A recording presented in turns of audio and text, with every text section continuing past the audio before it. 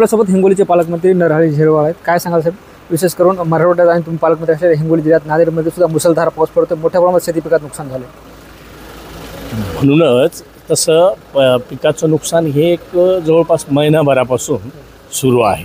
मध्यंतरी आल्यानंतर काय आपल्याला जाता आलं नव्हतं, म्हणून आता आपण उद्याचं मराठवाडा मुक्ती संग्राम दिन त्याचं आणि हे जे काही दुर्घटना घडल्या, 2 महिला वाशिममध्ये वसमतमध्ये हिंगोली पुरातून वाहून गेल्या, त्यांच्या बॉड्या वगैरे सापडल्या. परंतु तसे सरकारच्या शासकीय स्तरावरून मागच्या काळातले जेवढे झालेत तेवढ्या नुकसानीचे पंचनामे शासनाकडे पोहोचले. त्याच्या आजही कॅबिनेटवर, कारण हिंगोलीबरोबर राज्यात मराठवाड्यात अनेक ठिकाणी बीड, परभणी, तसं पुण्यात शिरूर वगैरे सगळ्याच ठिकाणी ज्या नुकसानी झाल्या तिचा आढावा रोजच्या रोज घेतला जातो. त्याच्यामुळं आपल्याही हिंगोलीचा आढावा हा त्याच्यात आहे. त्याची तात्काळ जी काही नुकसान भरपाई असेल ती देण्याच्या संदर्भातल्या आजच मुख्यमंत्र्यांनी सगळ्या शासकीय यंत्रणेला का जास्तीचा विलंब न लावता सगळ्यांना तात्काळ नुकसान भरपाई देण्याचा निर्णय झालेला आहे. सर, मराठा समाजाला हैदराबाद गॅझेट लागू केल्यानंतर बंजारा समाजामध्ये मागणी होती की एस टी प्रवर्गातून आरक्षण देण्यात यावं. बाब कायदेशीर आहे, संविधानिक आहे. त्याच्यामुळं त्यांनी मागणं, त्यांचा तो राईट असेल त्या पद्धतीने त्यांनी मागावं.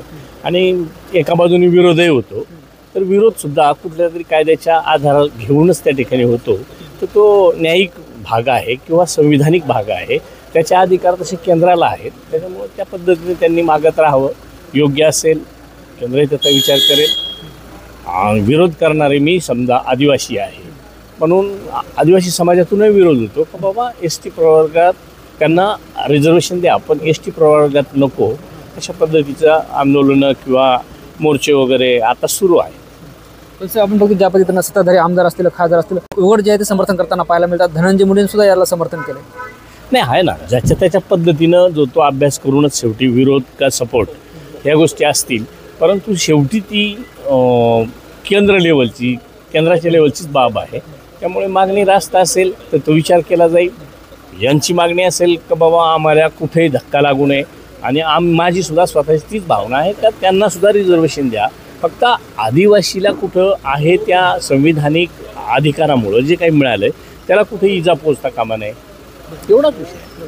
साहेब, तुमच्या नेतृत्वात मध्यंतरी एक शिष्टमंडळ मुख्यमंत्री देवेंद्र फडणवीस यांची भेट घेतली सह्याद्री अतिथीगृहाला. नेमकं तो काय चर्चा झाली, हा पण विषय झाला का त्यावर? नाही, त्यावेळेला हा विषय नव्हता. त्याच्यात फक्त आदिवासी विशेषपद भरत्या आणि पेसा भरती जी कर्मचाऱ्यांची आउटसोर्सद्वारे केली जाते, थर्ड पार्टी नेमून, आणि कर्मचारी शिक्षक म्हणा किंवा क्लास 3, क्लास 4 जेवढी लोक असतील ते इतरही विभागांमध्ये का आदिवासींच्या खूप दिवसाच्या भरत्या, जवळपास 12-14 वर्षापासून भरत्या थांबल्यात, त्या भरत्या तात्काळ कराव्यात हा विषय त्या ठिकाणी होता. आपण जर बघितलं तर आज मराठवाड्यातील आमदारांनी अजितदादांची भेट घेतली. मराठवाड्यात ओला दुष्काळ जाहीर करावा अशी त्यांची मागणी. माझी रास्त मागणी राहील मराठवाड्याबरोबर पश्चिम महाराष्ट्रातसुद्धा काही ठिकाणी अगदी केळीच्या बागा पूर्ण पाण्याखाली गेल्या होत्या, सोयाबीन पिकं गेलेत. आता पश्चिम महाराष्ट्रातलाच काही भाग जर धरला तर कांद्याच्या चाळ्या बसून गेल्या, एकदम सडून गेल्या. तसं द्राक्षाची पिकं आज जरी उभी दिसत असतील तर त्यांचा हा गर्भधारणेचा पिरियड होता. शेतकऱ्यांना माहीत आहे, सायंटिस्ट लोकांना माहीत आहे का जेव्हा कुठल्याच प्रकारचं ऊन नसतं, काही काळ त्याला पावसानंतर उन्हाची गरज असते का त्या काळात गर्भधारणा होत असते. त्याच वेळेला सततचा पाऊस चालू होता. आज 4.5 महिने झालेत पाऊस चालू आहे. त्याच्यामुळे त्याची नुकसान आज दिसणार नाही, पण ज्या वेळेला छाटण्या केल्या जातील त्यावेळेला निश्चितच बागा ह्या संपूर्ण द्राक्ष बागा ह्या फेल झालेल्या दिसतील. आणि म्हणून सगळ्याच ठिकाणचा तसा विचार राज्य सरकार करते. धन्यवाद. निश्चित आपण बघतो, हे होते मंत्री नरहरी झिरवाळ ज्यांनी आपल्याशी संवाद साधलाय. ज्ञानेश्वर लोंढे, TV9 मराठी, नांदेड.